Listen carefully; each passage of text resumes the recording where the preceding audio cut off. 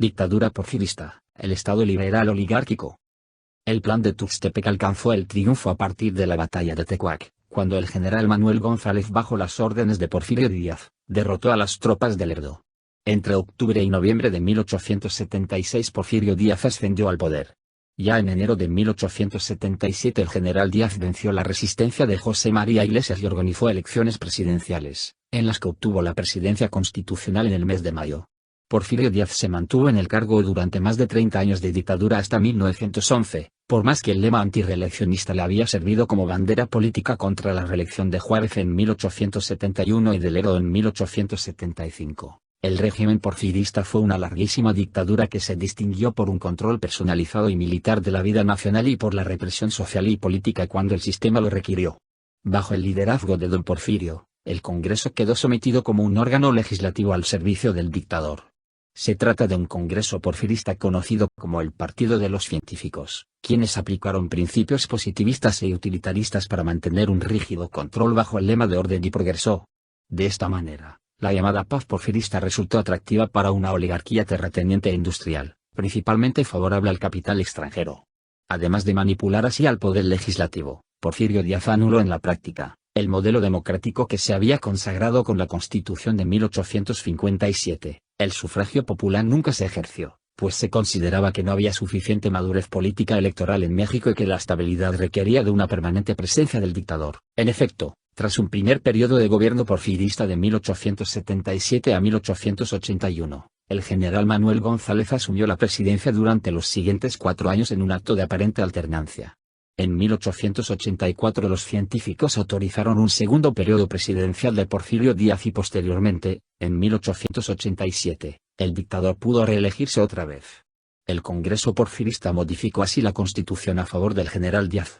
En 1890 de nuevo se modificó la ley para establecer la reelección permanente, y todavía en 1904 se ajustó el periodo presidencial de 4 a 6 años, por lo cual don Porfirio pudo mantenerse cómodamente en el cargo hasta 1910.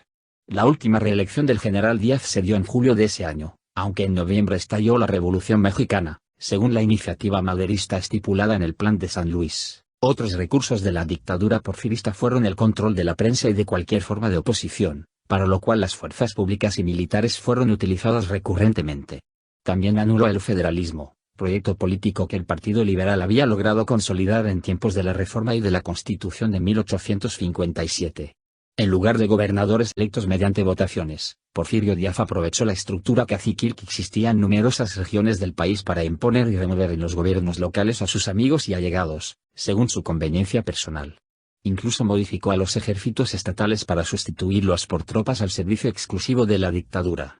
Durante la larga dictadura porfirista el gobierno y la Iglesia volvieron a entablar un trato muy cercano, contrario a uno de los más importantes principios de la Reforma, el Estado laico, aspectos económicos, sociales y culturales del régimen porfirista. La estructura económica porfirista. Por lo menos desde que Juárez logró restaurar la República en 1867, México experimentó mejores condiciones políticas y económicas para la inversión y el crecimiento productivo. Pero fue hasta la consolidación del régimen porfirista cuando la nación se industrializó a un ritmo sin precedentes. Este aspecto sobresaliente del porfiriato ha servido como argumento para calificarlo como el mejor gobierno que México ha tenido en su historia. La vida económica bajo la dictadura porfirista fue intensa y gozó de enormes inyecciones de capital invertido, de un comercio exterior, de un sistema ferroviario moderno, de industrias petrolera, eléctrica y energética poderosas y de socios comerciales como Estados Unidos o Inglaterra. La industria se extendió en regiones como México, Veracruz, Morelos, Puebla, Querétaro, Michoacán, Jalisco y Guanajuato.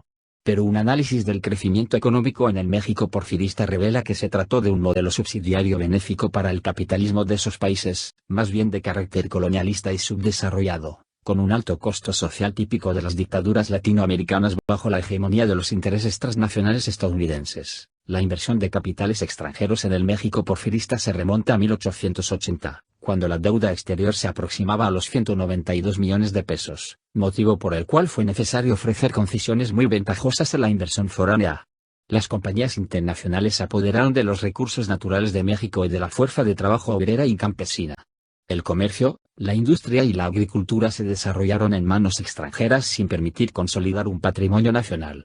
Estados Unidos se apoderó de las concesiones para la explotación minera, petrolera y ferroviaria, en tanto que los capitales ingleses controlaron el istmo de Tehuantepec, la industria eléctrica y también participaron en la minería. Francia ejerció un verdadero monopolio en la actividad bancaria y crediticia, y España mantuvo el control comercial y textil, como lo había hecho desde tiempos de la colonia. A principios del siglo XX la deuda externa de México se había duplicado a 400 millones de pesos, lo cual demuestra que el modelo económico porfirista no fue conveniente para la nación. Desde 1871 Juárez ya había iniciado una red ferroviaria de México a Veracruz, pero fue hasta 1880 cuando Porfirio Díaz otorgó concesiones muy generosas para la construcción de un sistema ferroviario central de México a Ciudad Juárez y otro de la capital a Laredo. El propósito fue establecer una red en contacto aduanero con la frontera de Estados Unidos para enviar a gran escala materias primas mexicanas y permitir el ingreso de manufacturas estadounidenses. Otro aspecto favorable al capital estadounidense fue la concesión para el tendido de vías. El gobierno porfirista subsidiaba con 6,000 pesos cada kilómetro de vía construida y hasta con 20,000 pesos si el terreno era montañoso. Sin embargo, Porfirio Díaz siguió las sugerencias de su ministro de Hacienda, José de Limantour, y adquirió 51% de las acciones ferroviarias en 1898. Si la Ley Lerdo de 1856 estableció las bases del latifundio y privatizó la producción agrícola, lo que puso en riesgo las tierras de miles de campesinos, fue el régimen porfirista el que llevó a sus máximas consecuencias esta práctica. Se creó además la Ley de Compañías Deslindado-Ras, la cual permitió obtener enormes beneficios a los inversionistas que manejaron la compra-venta de la tierra. La Ley de Minería de 1884 puso en manos de extranjeros un sinnúmero de fondos mineros, mientras que los trabajadores de esta industria se mantuvieron en la miseria durante décadas. En cuanto a la Ley del Petróleo de 1901, sirvió para exentar de impuestos a compañías como la Pearson Limitada, posteriormente llamada El Águila, la Huasteca Petroleum Co. y la Transcontinental de Petróleo Sociedad Anónima. En tiempos de don Porfirio la banca extranjera participó de los beneficios y concesiones que México ofrecía bajo los generosos criterios de José Ives de Limantour. En 1900 el ministro de Hacienda dispuso la devaluación monetaria para ajustar el flujo de capitales foráneos ante la caída de los precios de la plata. La atractiva política económica de Limantour logró atraer la inversión foránea y la consolidación del Banco de Londres, entre otros, las contradicciones sociales en el México porfirista. En especial en la capital y sus alrededores, la región de Veracruz, Orizaba, Río Blanco, Pachuca, Hidalgo, y su periferia se convirtieron en centros de producción donde se asentaron grandes sectores de población proletaria. El México porfirista vivió las contradicciones sociales de toda revolución industrial, con características típicas de la idiosincrasia y el costumbrismo sórdido de la miseria mezclada con la tradición y la modernización, rasgos palpables en la literatura realista de la época. La vida de obreros y campesinos, marcada por la explotación y las condiciones más adversas, desmiente conceptos como la paz porfirista y el progreso nacional. Jornadas laborales de 12 a 16 horas, salarios de hambre, enfermedades y accidentes de trabajo fueron expresiones del contraste social de la dictadura porfirista, mientras una oligarquía nacional y extranjera gozaba de todas las ventajas del sistema. La explotación infantil, la tienda de raya, el uso de capataces, la hacienda porfirista donde los peones vivían confinados por una deuda sistemática, el analfabetismo generalizado y la ausencia de leyes que protegieran los derechos laborales fueron elementos de ese sistema económico y social que finalizó con el estallido revolucionario de 1910. Se sabe que la aplicación de la Ley Lerdo y la Ley sobre deslinde de terrenos y colonización provocaron el despojo de tierras fértiles campesinas por 60 millones de hectáreas entre 1883 y 1910.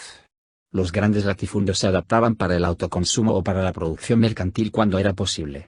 El peonaje y la raya, custodiados por los rurales para evitar rebeliones campesinas, distinguieron a la hacienda como un sistema semifeudal.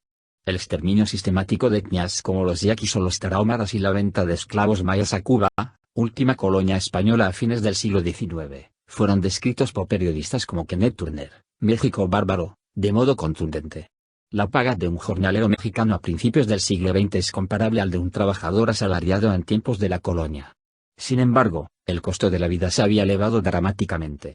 Entre las grandes masas que vivían en la miseria y una élite porfirista en la opulencia, subsistía una endeble clase media estancada y amenazada por el eventual deterioro de sus condiciones sociales, aspectos culturales en el México porfirista. El desarrollo cultural del porfiriato fue un reflejo de los criterios positivistas afrancesados que regían la vida económica. De manera semejante a las concesiones que beneficiaban a la inversión foránea en detrimento de las clases populares, La cultura porfirista estimuló la influencia europeizante y se mostró despectiva con las raíces indígenas y con el sentir del pueblo mexicano. La estética neoclásica y modernista privó en los modelos arquitectónicos, educativos y literarios en boga desde finales del siglo XIX. Poetas de gran prestigio como Manuel Gutiérrez Nájera, Amado Ñerbo, Manuel José Otono José Asunción Silva, se distinguieron por su estilo modernista de exquisitas descripciones preciosistas bajo la huella del Parnaso francés o del simbolismo. Es una poesía rica en imágenes y de tintes paisajistas, pero en la que nunca afloraron ambientes rurales ni callejeros. Sobresalen importantes revistas literarias como Azul o la Revista Moderna, ambas fundadas por Gutiérrez Nájera desde finales del siglo XIX. No obstante, la libertad de imprenta y de libre manifestación de las ideas no fue accesible para todos los sectores. Periodistas como los hermanos Flores Magón fueron perseguidos. La dictadura porfirista se engalanó con los grandes edificios públicos a la usanza europea, como el de Correos o el que actualmente ocupa el Palacio de Bellas Artes y, desde luego, el recinto legislativo que don Porfirio ordenó construir en 1910 y que la Revolución Mexicana adoptó como monumento posteriormente.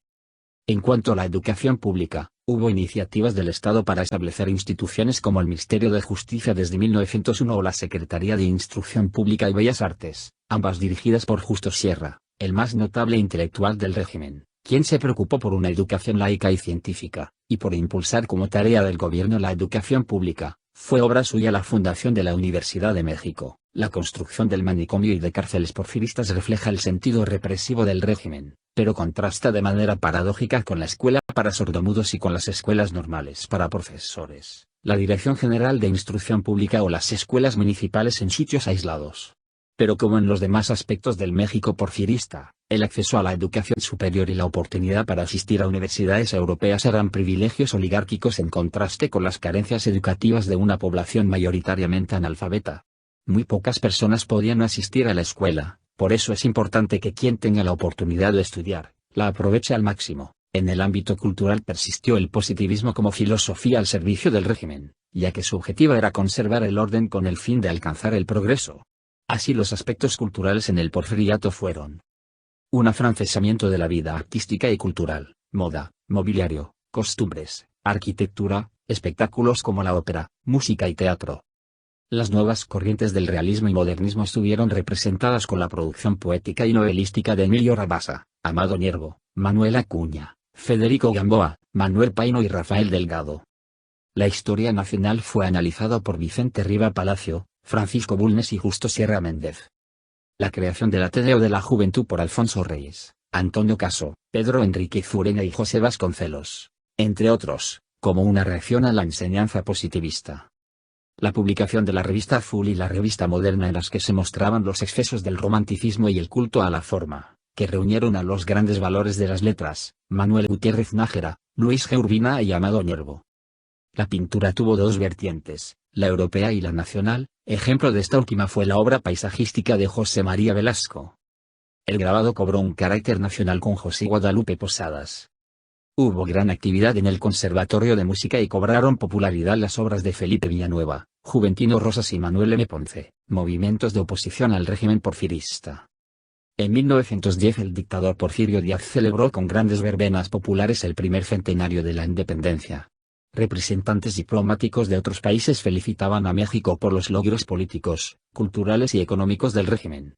Pero el retroceso histórico era patente, pues la falta de libertades y de oportunidades era semejante a las condiciones del México colonial. Los principios constitucionales como el voto popular y el federalismo habían sido erradicados. El sentir general era de malestar y de inconformidad bajo una dictadura militar que no lograba someter totalmente a las manifestaciones de oposición. Uno de los organismos mejor organizados desde 1900 era el Partido Liberal Mexicano, principal promotor de las demandas laborales, como la jornada de 8 horas, la prohibición del trabajo infantil, la indemnización por accidentes de trabajo y el salario mínimo de $1. Los métodos radicales y clandestinos del Partido Liberal Mexicano se inspiraban en la influencia anarquista española que proliferaba en México. Entre los promotores de la organización proletaria destacaban figuras como Camilo Arriaga, Filomeno Mata, los hermanos Flores Magón, Juan Saravia y Liberado Rivera. Periódicos como Regeneración, El Hijo del Aguizote y El Colmillo Público, difundían ideas de lucha sindical y criticaban al dictador, a quien la prensa oficial halagaba. En diversas zonas del país brotes de rebeldía campesina e indígena incomodaban al régimen porfirista, mucho antes del estallido revolucionario de 1910. Está documentada la lucha del pueblo yaqui en defensa de sus tierras y aguas entre 1875 y 1902. También otros grupos en Papantla, Veracruz, y los mayas en la zona nequenera de Yucatán, enfrentaron al sistema de explotación porfirista y, desde luego, formas de represión brutal que hoy se definen como prácticas genocidas.